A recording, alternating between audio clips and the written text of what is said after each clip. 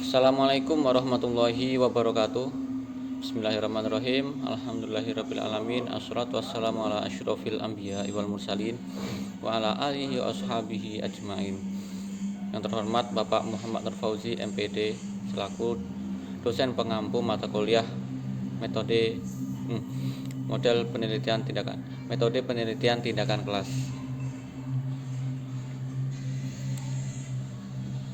Di sini saya Nugroho Setiawan akan mempresentasikan proposal saya yang berjudul peningkatan kemampuan menerjemahkan teks Arab melalui penggunaan teknik penerjemahan berbantuan komputer pada siswa kelas 9 SMP Islam Terpadu Thoriqul Huda. Untuk latar belakang masalahnya, pendidikan bahasa Arab di tingkat SMP sangat memiliki peran penting dalam pengembangan atau meningkatkan kemampuan bahasa Arab bagi siswa, termasuk kemampuan menerjemahkan teks dengan bahasa Arab. SMP Islam Thoriqul Huda adalah termasuk salah satu sekolah yang mengkategorikan pengajaran bahasa Arab menjadi bagian integral dari kurikulum. Namun berdasarkan observasi yang saya lakukan, siswa kelas 9 SMP Islam Thoriqul Huda menghadapi beberapa kesulitan dalam menerjemahkan teks berbahasa Arab dengan baik. Masalah ini mungkin disebabkan oleh kurangnya pemahaman siswa terhadap struktur bahasa Arab, penguasaan kosakata yang masih tergolong terbatas, dan kurangnya latihan praktis yang dilakukan oleh siswa dalam menerjemahkan teks.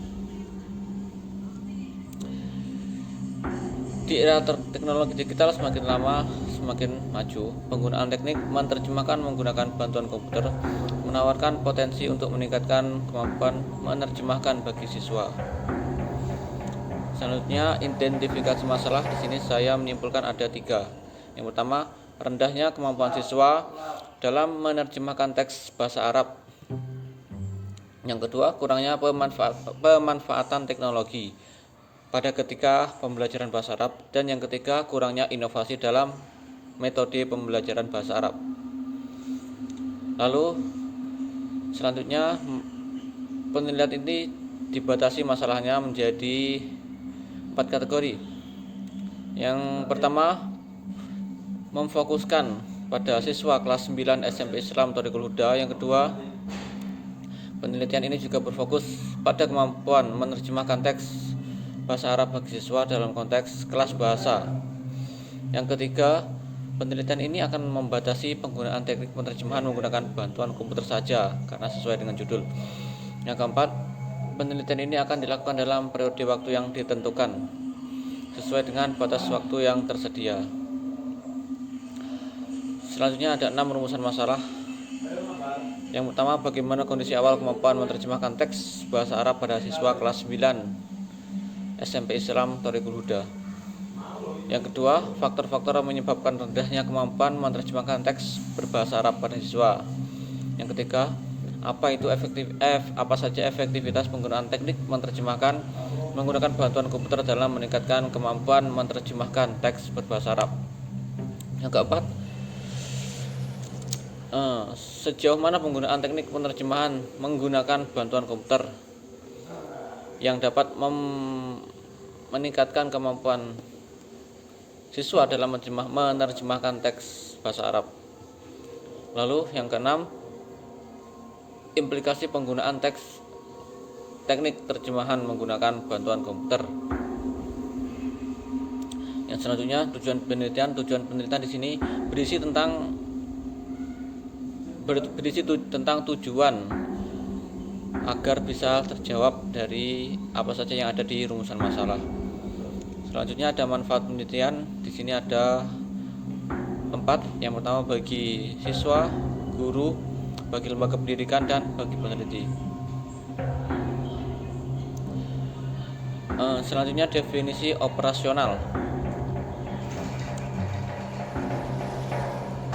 Ada 3. Yang pertama, kemampuan menerjemahkan teks berbahasa Arab. Yang kedua, penggunaan teknik penerjemahan menggunakan bantuan komputer. Yang ketiga, siswa kelas 9 SMP Islam Thoriqul Huda. Yang keempat, peningkatan kemampuan menerjemahkan khususnya dalam konteks maharoh. Yang kelima, SMP Islam Thoriqul Huda sebagai objek penelitian. Selanjutnya, poin yang paling penting adalah sistematika pembahasan. Yang pertama ada poin pertama atau biasa disebut dengan bab 1, berisi tentang pendahuluan. Nah, di dalam pendahuluan ini ada latar belakang, identifikasi masalah, tujuan penelitian, manfaat penelitian, definisi operasional, dan definisi operasional. Yang poin kedua atau bab kedua berisi tentang tinjauan pustaka. Isinya itu ada teori terjemahan, pendidikan bahasa Arab,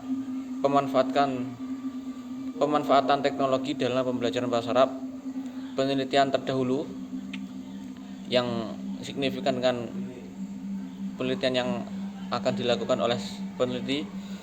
Yang terakhir, kerangka berpikir. Intinya berisi tentang tinjauan pustaka. Yang ketiga, metode penelitian.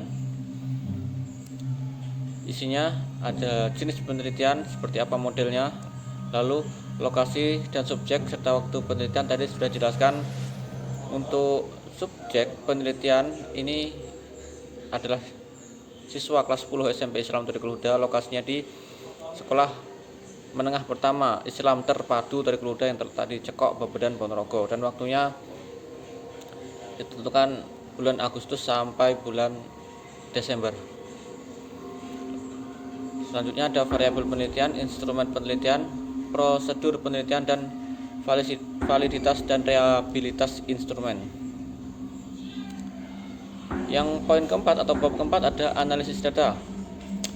Ini berisi tentang pengumpulan data, pengolahan data, berisi tentang cara-cara pengumpulan data seperti angket, menggunakan metode angket,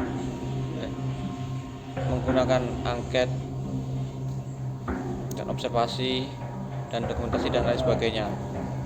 Yang poin kelima, hasil penelitian ini menjelaskan tentang deskripsi dari hasil penelitian dan juga sekaligus analisis penelitian.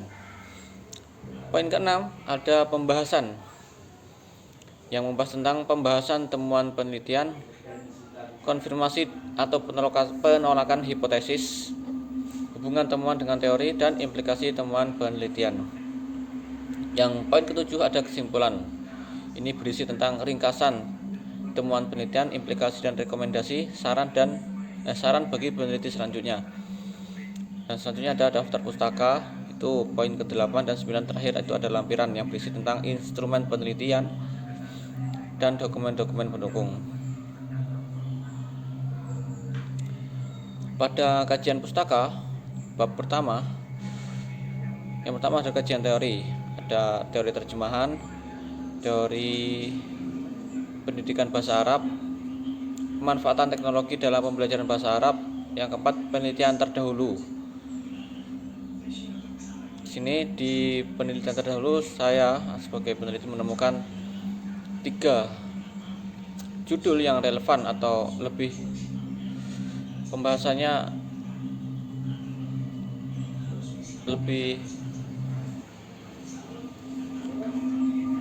ada kaitannya dengan penelitian yang akan dilaksanakan, yaitu yang pernah dilakukan oleh Amal Eli Khalifa dan Nizar Sawayah yang berjudul Effectiveness of Computer Assisted Translation Tool in Arabic English Translation.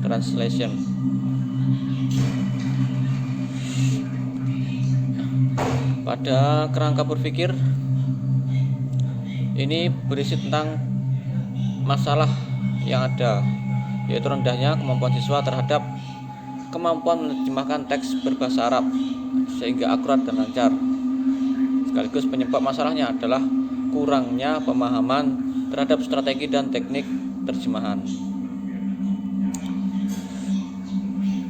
Setelah itu dibahas di hipotesis tindakan menggunakan teknik terjemahan berbantuan komputer yang akan meningkatkan kemampuan menerjemahkan teks berbahasa Arab.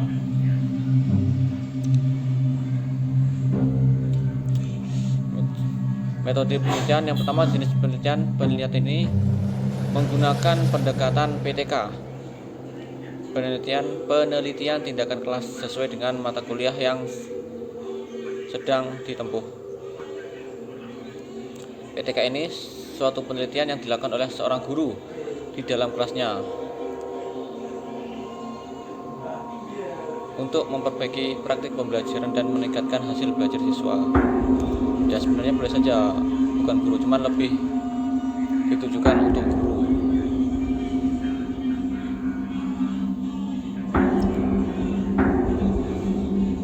Tentunya di pendekatan PTK memiliki beberapa karakteristik yang sesuai dengan penelitian ini, yakni fokus pada perbaikan praktik pembelajaran.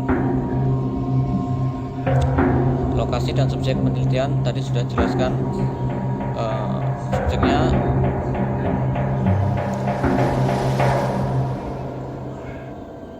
adalah orang yang diteliti, yakni siswa kelas 7 SMP Islam Thoriqul Huda yang terdiri dari 18 orang, 7 orang laki-laki dan 11 perempuan. Subjeknya di SMP Islam Thoriqul Huda. Selanjutnya ada variabel penelitian. Saya menggunakan variabel kontrol. Yang selanjutnya ada validitas dan reliabilitas instrumen. Tujuannya untuk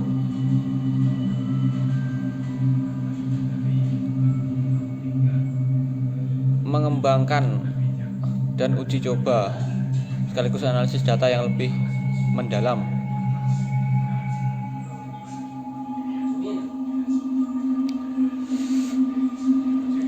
Selanjutnya ada analisis data.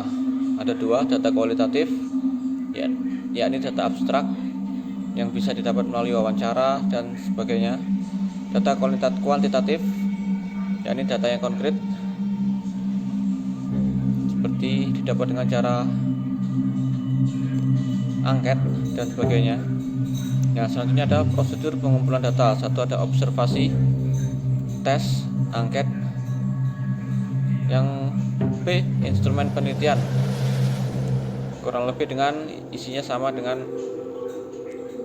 prosedur pengumpulan data, menggunakan lembar observasi, perangkat tes, dan angket.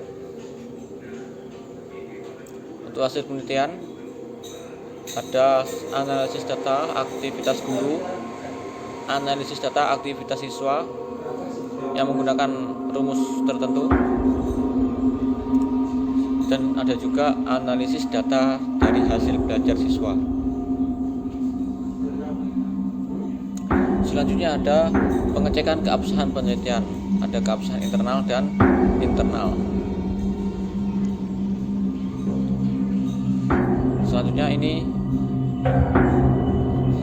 tahapan penelitian. Yang tahapan pertama perencanaan atau planning, yang kedua pelaksanaan dan pengamatan, yang ketiga refleksi, keempat adalah perencanaan ulang. Baik, cukup sekian presentasi proposal dari saya. Kurang dan lebih saya mohon maaf.